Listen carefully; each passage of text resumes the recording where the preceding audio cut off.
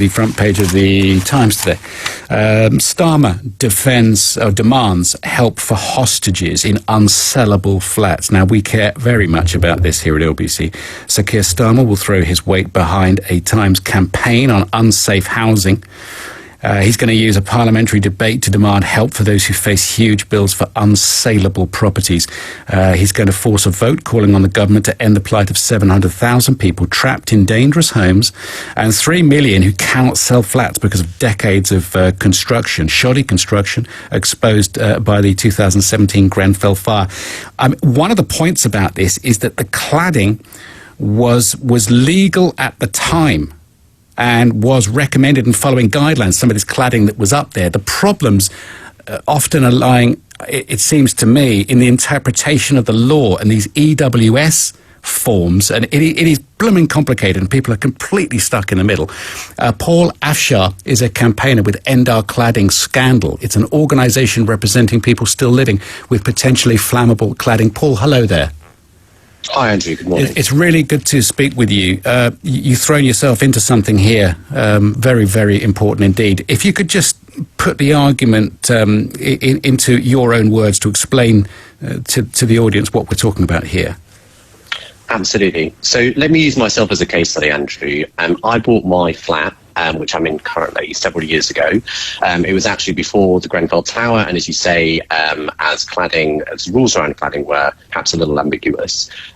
Since then, I've tried to sell my flat twice, and been twice unable to do so because no mortgage company will grant any buyer a mortgage because of the presence of dangerous and flammable cladding. So you might say I'm trapped in a fire-clad flat, which is obviously a horrendous prospect for me still living here, mainly because I can't move, I can't get out, and obviously not a palatable prospect for someone who's buying as well.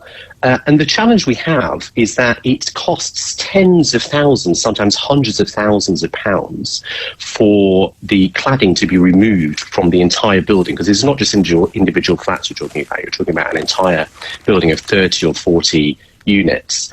And under the current English law, under current leasehold law, 100% of that cost is passed on to the leaseholder, so the person like me who owns my flat. Now, in my situation, I didn't have any help from my parents when I bought my flat. I bought on the government shared ownership scheme, which means I own a proportion and the Housing Association owns a proportion there as well. I own 25% of my flat, but I'm going to have to pay 100% of the costs for cladding. And you're talking about £10,000–20,000 potentially per leaseholder. Now, the government's preferred solution is for leaseholders to take 30-year loans to cover the cost of removing that cladding. And I just have two really simple things to say to that. Number one, we can't accept this cladding tax on leaseholders, people who've saved hard and long to afford their first home like me. It's just deeply unfair that I should have to take a loan for longer than my mortgage term to pay to make my flat safe. And number two, why should we have to pay for it anyway?